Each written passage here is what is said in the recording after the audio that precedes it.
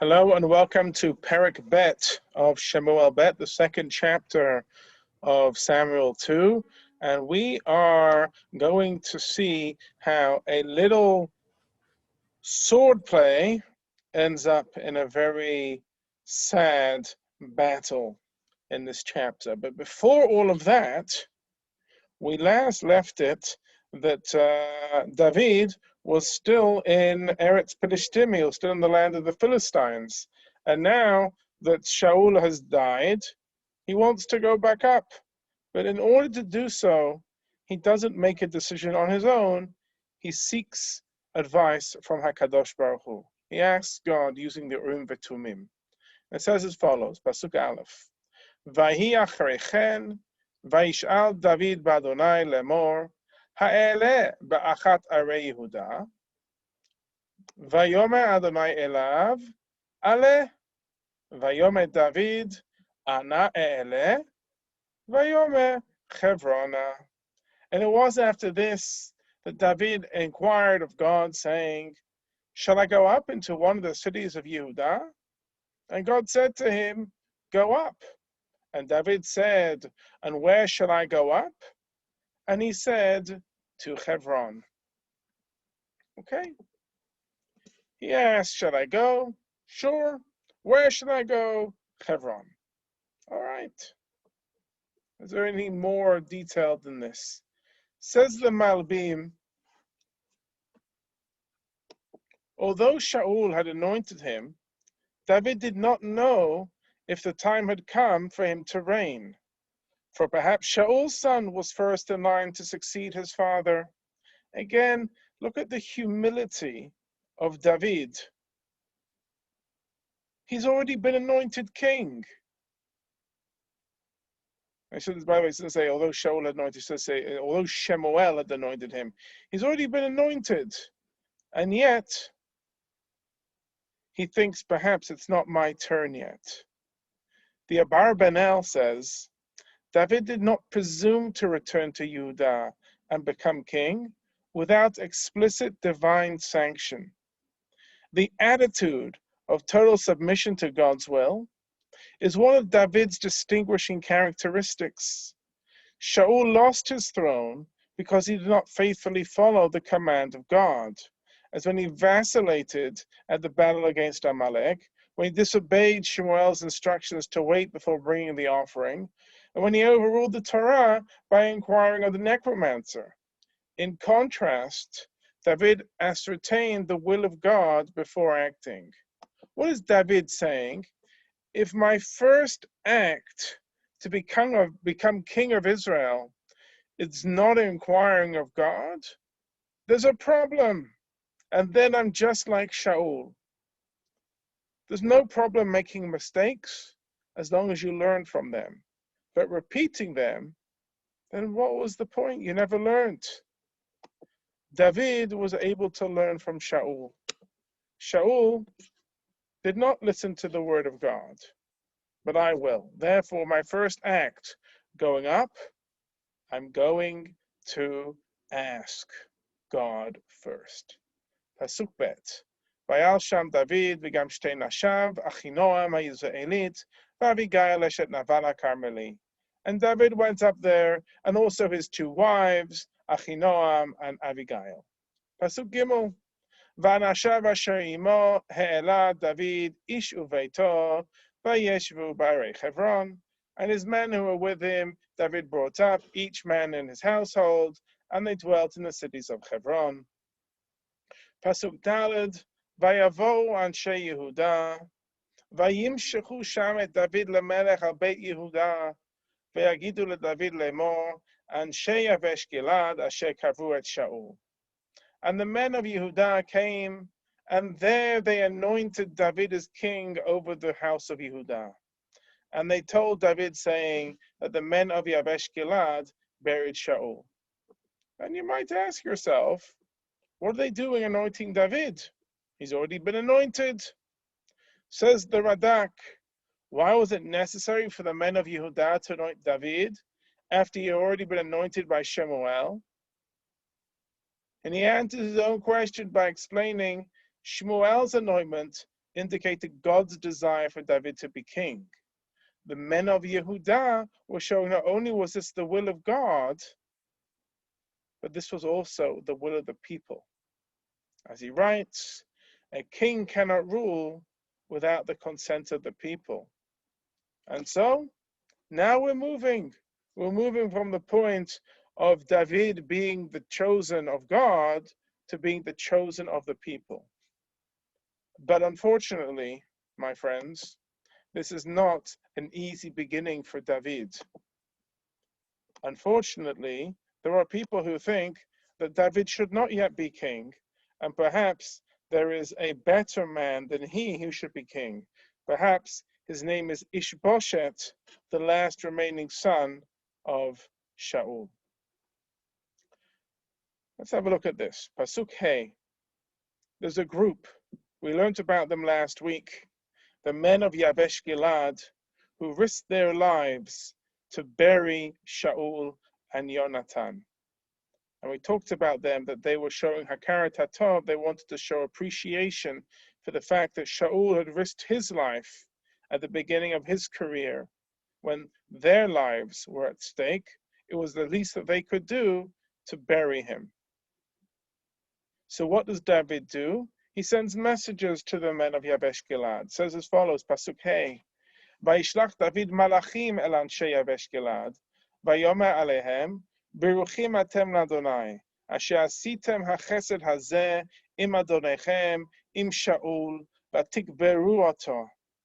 And David sent messengers, and he said to them, blessed be you to God, that you have performed this kindness with your Lord, with Shaul, that you buried him. A real chesed shel emet that you did. ועתה יעש השם עמכם חסד ואמת, גם אנוכי אעשה איתכם הטובה הזאת אשר עשיתם הדבר הזה.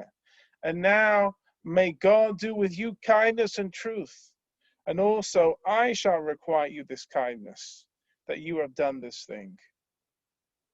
ועתה תחזקנה ידיכם ויהיו לבני חיל, כי מת אדוניכם שאול, וגם אותי משכו בית יהודה למלך עליהם.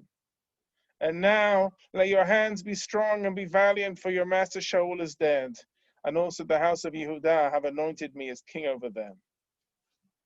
You have done a great service to Shaul, and I thank you for it. And I hold no ill will towards you for doing it, quite the opposite. Shaul was not my enemy. I love you for what you did to him. But now, do not be my enemy. Let me serve you as king, like Shaul served you as king. Choose me to be your king. These are great words that David is using. He's trying all his political savvy to try to encourage them to follow after him. But unfortunately, as we see here, there are other factions in play here, and they want a different plan. We're going to read the next few psukim. I want to read pasuk chet to Yud Aleph together as a unit. Ve'avner ben Ner tsar tzava asher leShaul, lakach et Ishboshet ben Shaul, vayavirehu machanayim. And Avner, the son of Ner, the general of Shaul's army, took Ishboshet, Shaul's son, and brought him over to Machanaim. Vayamlichehu el Hagilad, ve'el Ashuri, ve'el Yisrael, ve'al Ephraim, ve'al Binyamin, ve'al Yisrael kulo. And he made him king over Gilad, and over the Ashurites, and over Israel, and over Ephraim, and over Binyamin, and over all Israel. Ben Arbaim Shana Ishboshet ben Shaul b'molcho al Yisrael, Ushtaim Shanim Malach, Ach Bet Yehudah hayu acharei David. Ishboshet, Shaul's son, was 40 years old when he became king over Israel, and he reigned 2 years. But the house of Yehudah were after David. Yud Aleph. Vayehi mispar hayamim asher haya David melech bechevron al Beit Yehudah sheva shanim v'shisha chodashim and the length of time which David was king in Hebron over the house of Yehudah was 7 years and 6 months. So there's a number of things reading these psukim which don't make sense. If David is king in Hebron over Yehudah for 7.5 years, and Ishbosheth is king over Israel, the other tribes, for 2 years, what was going on for 5.5 years? What was filling that power vacuum? And so we must turn to the Mefarshim, the commentaries, to understand what was going on. And what was it that Avner, why did he put Ishbosheth king when he knew that David had already been anointed king? So we'll answer that first question first. Rashi explains that Avner expounded a scriptural passage that 2 kings were destined to arise from Binyamin. For Kadosh Baruch Hu said to Yaakov, kings will come out of your loins. And all of his sons have been born except Binyamin. And so therefore there was a tradition that 2 kings shall come from Binyamin, one being Shaul, and one being his son. That's the way that Avner understood it. Now, let's get to a bit of a more understanding. When and where did Ishbosheth reign? Radak says, Ishbosheth became king over all the other tribes gradually, territory by territory, tribe by tribe. It was only in the final 2 years of his rule that he was king over all Israel. So the Radak says it's slowly increasing. But the Ma'am Loez has a different idea. He says, and first he explains the question, the number of years that scripture says Ishbosheth ruled cannot be taken at face value. If Ishbosheth ruled for only 2 years, presumably the 2 years following Shaul's death, and David meanwhile ruled in Hebron for 7.5 years before ascending the throne of Israel, then there was 5.5 years that remain unaccounted for. And he explains one possibility is that Ishbosheth ruled for 7.5 years also, but he was dependent on Avner for support. After 2 years, even that support was not enough, so his kingdom began to crumble to the point where he is no longer deserved the title of king. He's more tribal chieftain. The years that his soldiers were deserting him and joining David's forces are not reckoned as years of his rule.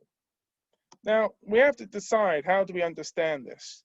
Does it make sense to say that Ishbosheth is slowly but surely becoming more and more stronger until he becomes the king? Or do we prefer to say that what's really happening here is that, no, he began at a place of strength, and slowly but surely that position weakened and weakened to the point where he's no longer considered a king, and only at that point, when Ishbosheth is no longer king, then David comes and takes the throne. I'm compelled to tell you that I think that, not that I think the Radak is wrong, but I think that the Ma'am Loez's interpretation makes more sense. That it's slowly a period of time where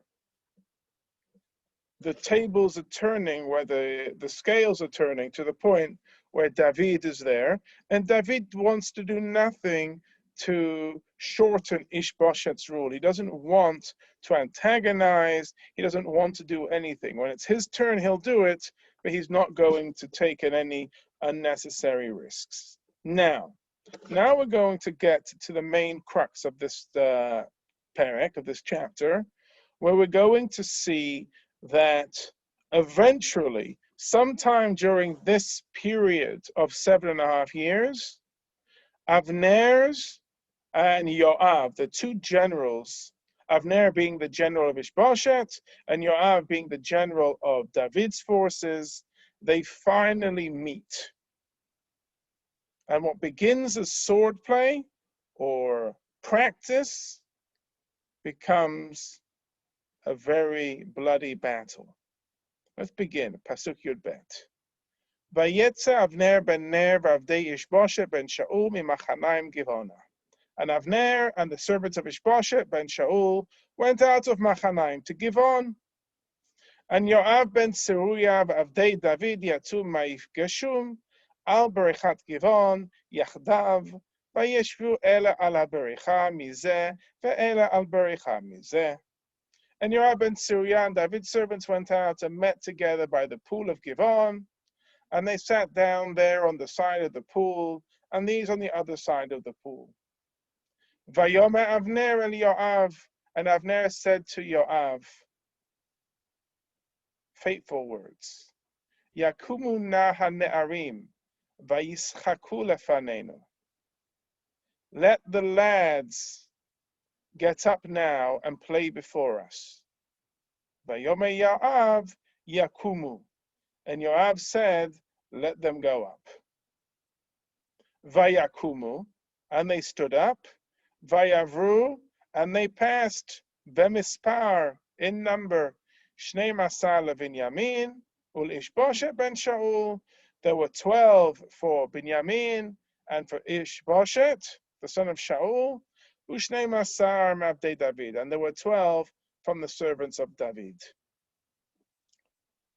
Vayachaziku ish berosh re'ehu, v'charbo b'tzad re'ehu, vayiplu yachdav, vayikra lamakom hahu, chelkat hatzurim asher begivon. And each one took hold of his fellow's head, and his sword was thrust in his fellow's side, and they fell together, and he called that place the territory of those slain by the sharp swords, which is in Givon. Chelkat Hatzurim.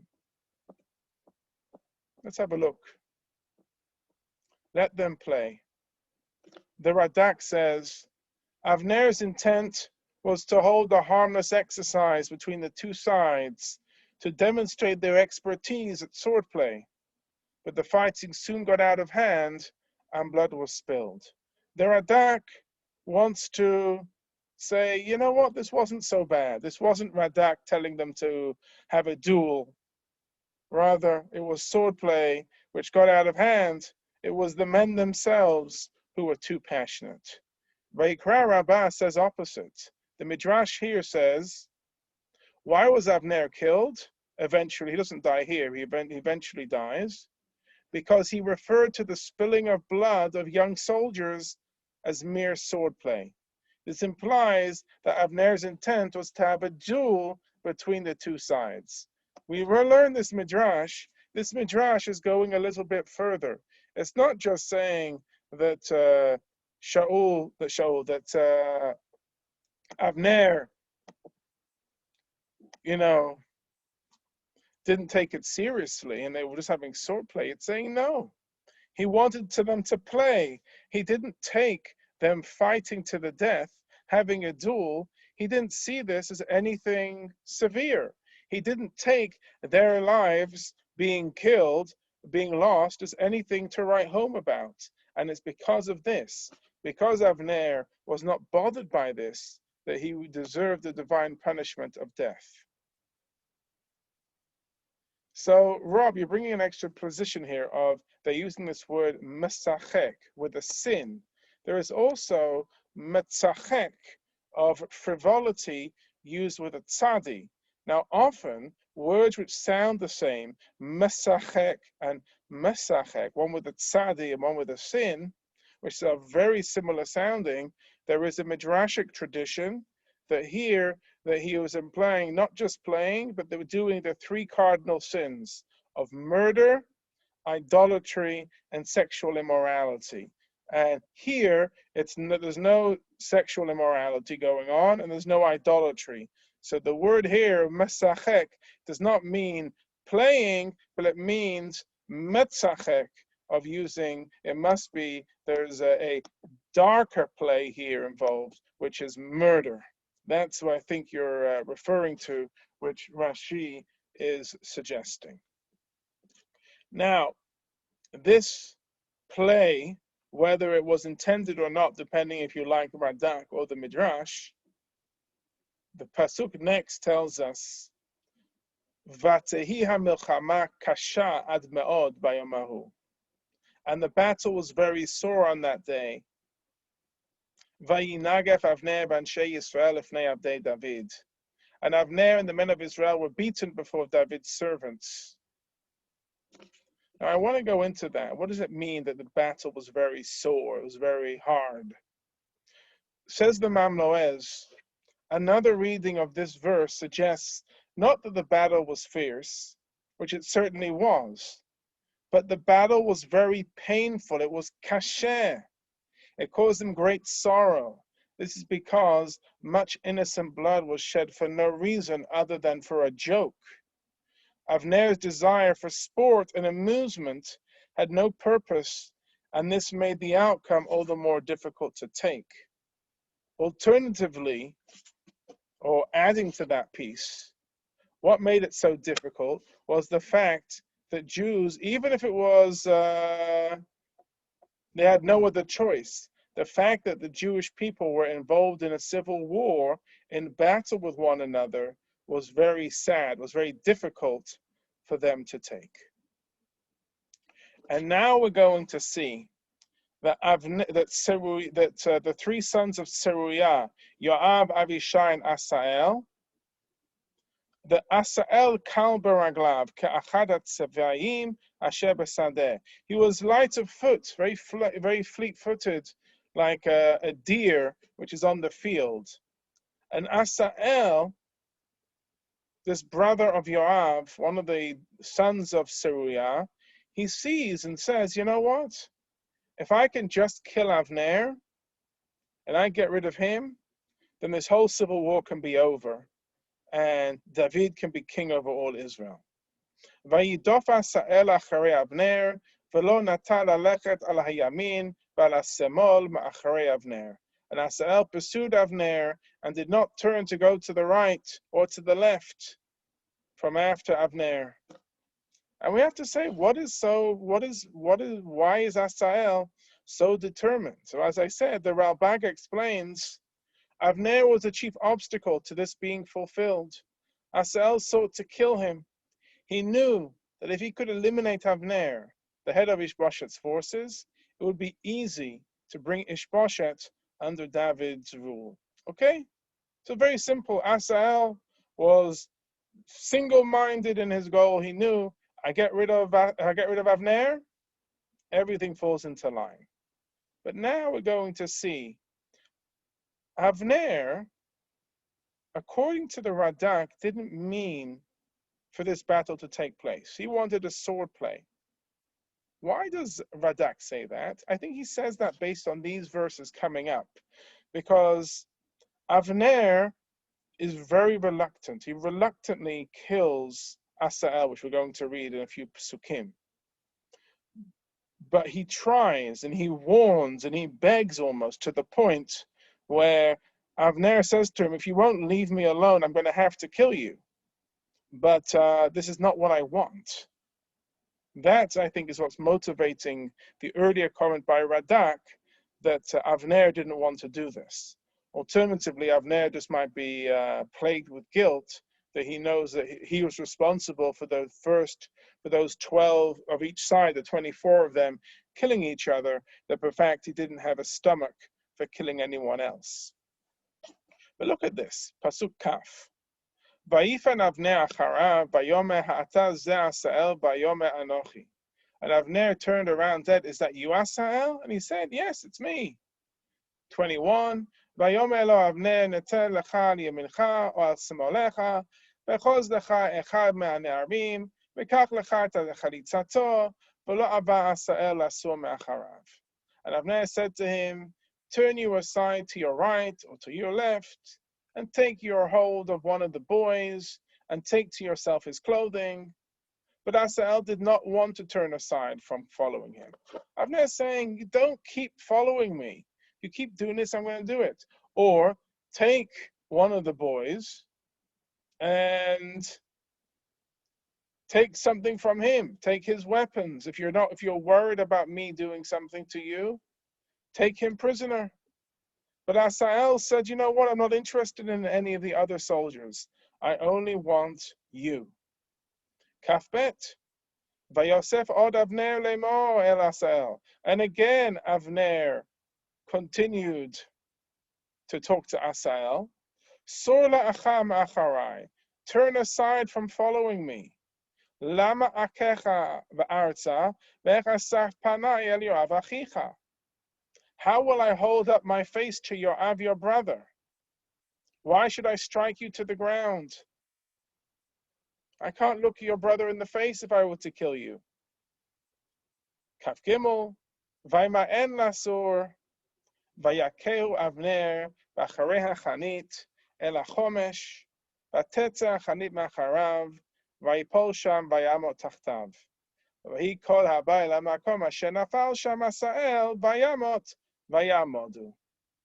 But he refused to turn aside, and Avner struck him with the back end of the spear under the fifth rib, and the spear came out from behind him, and he fell there and died in his place. And it was that everyone who came to the place where Asahel had fallen and died stood still. Now the question is, what did Avner just do? Did he just kill him deliberately? Was this an accident? What's going on? The Mamnoez explains, even though the requirement to warn one's pursuer before striking him down is not universally accepted in the Talmud, it seems that Avner wanted to act mercifully. He wanted to go beyond the strict letter of the law, issuing not one, but two warnings, hoping to spare Asael's life. And then it says he struck him with the back of the spear. Striking someone with the back of the spear, I might have thought, I didn't know how I was killing him. I didn't mean to kill him, I meant to just strike him. But the three commentaries, which I'm going to bring to you about the Chomesh, they're all saying that Avner struck him in a place which would draw a death blow.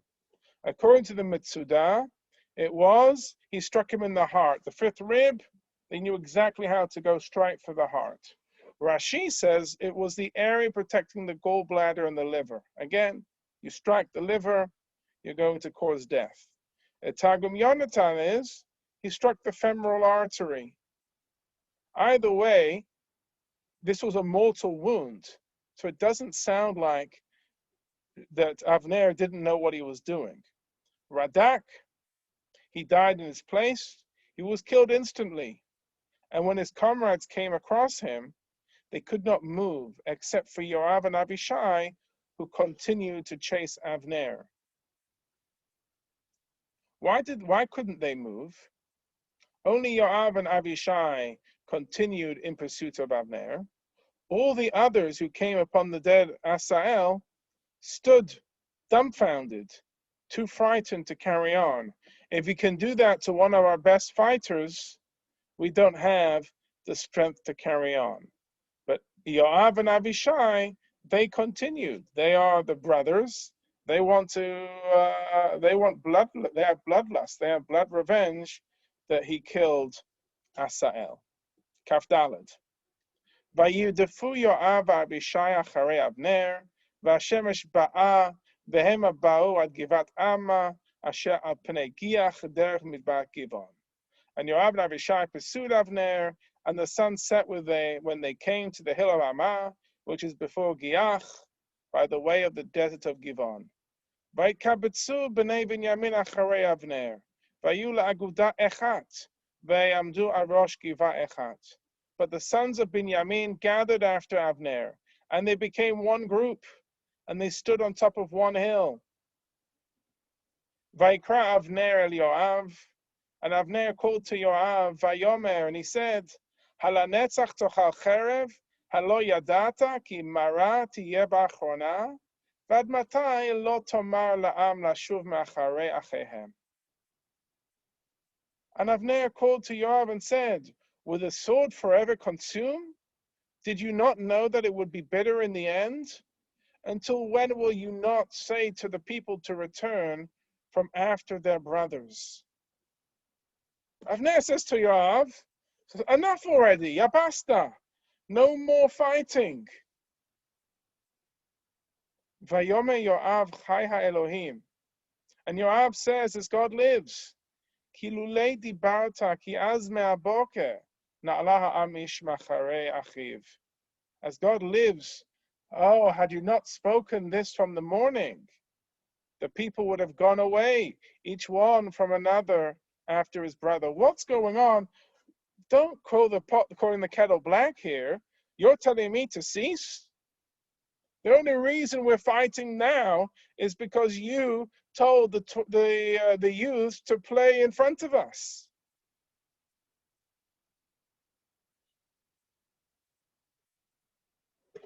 Kafchet, Vayitka Yoav b'shofar. But Yoav, despite saying that, he blew the shofar. Vayamdu kol ha'am, v'lo yidefu od acharei Yisrael, v'lo yasfu od lilachem. And all the people stood still and pursued Israel no more, and they did not continue to fight. Yoav wanted his revenge. He's going to seek revenge later, but right now, he stops fighting. Ve'avner ve'anashav halchu ba'araba kol halayla hahu, vayavru et hayarden vayechu kol habitron vayavo machanaim. And Avner and his men went through the plain all that night, and they crossed the Jordan and went through all the Bitron and came to Machanaim. V'Yoav shav me'acharei Avner, v'ikbotz et kol ha'am, v'ipakadu me'avdei David, tisha asar ish, v'asa el. And Yoav returned from after Avner and gathered all the people, and there were missing of David's servants 19 men and Asael. Va'avdei David hiku miBinyamin, u'va'anshei Avner 360 ish metu. And David's servants had slain of Binyamin and of Avner's men, 360 men died. Vayisu et Asael vayikberuhu bekever aviv asher be'lachem, vayichu kol halayla Yoav va'anashav vayeor lahem bechevron. And they carried Asael and buried him in his father's grave, which is in Bethlehem. And they went all night, Yoav and his men, and the light broke upon them in Hebron. So you have a couple of things we need to talk about wrapping up today. One is this whole thing of the end will be bitter, and Yoav's response. And then the number of dead, 19 men and Asael, one to say 20. And then looking at the numbers, the discrepancy between the large number of losses for Ishbosheth and Avner compared to David and Yoav's forces. And then this traveling at night and the light coming to Hebron. So let's start. The end will be bitter. Says the Ma'am Loez, whoever ends up the victor will feel nothing but bitterness for so much innocent Jewish blood being spilt. We will all be found guilty for spilling blood, and we will lose our portion in the world to come because we spilled blood, and this wasn't a war we had to do, and therefore it was murder. Alternatively, he was prophesying his own death without knowing it. He forfeited his own life by suggesting, let the youths play before us. Yoav's response, Rashi, if only you had acted thus and not suggested that the boys fight, none of this would have happened. Don't be on your high moral horse, Avner, says Yoav. This is all your fault. But if you want to stop, I'm stopping. But don't make it out to be that I was the aggressor. You were the aggressor. 19 men and Asael. Rashi says the death of Asael was the same as the death of 19 men. Mamnoah says in another way, Asael's strength was that of 19 men. He was equal to them all. His death was as poignant as the death of the 19. Ralbag, 360 compared to 20. And this happened throughout the civil war. Ishbosheth's losses were always greater than David's, until Ishbosheth's forces completely melted away. The Imam Loez says, if you take off the 12 from either side from the beginning duel, then roughly 350 soldiers died to Ishboshet's side, to David's 7. That's roughly 50 to 1. So it's even more than 360 to 20, which is 18 to 1. He's saying it's 50 to 1. They traveled all night. The Metzudah says, for fear of being attacked by Avner, Avner's forces traveled at night too, for fear of attack from Yoav. The Imam Loez gives a different interpretation. They traveled all night so they could bury Asael as soon as possible. It turned light in Hebron. There is an allusion in these words to the light of David, the light of Mashiach, which shone in Hebron. From this time on, David's reign over all Israel was in ascendance. So we see here, not only is it a portent, a sign that David's light is growing, that David's time to rule is vastly approaching, but it's also that Mashiach will come from the light of Hebron. Let us hope that this civil war that we read about is one that we read about in history. It is not something which will happen to us in the future. Let us be that we learn the lessons of the past and that we become a unified people, and we can kanos, we can gather together, because that is the antidote to anti-Semitism and to all problems facing the Jewish people. When we gather together, when we stand together, then we can know peace. Chag Sameach, Purim Allegra, Purim Sameach.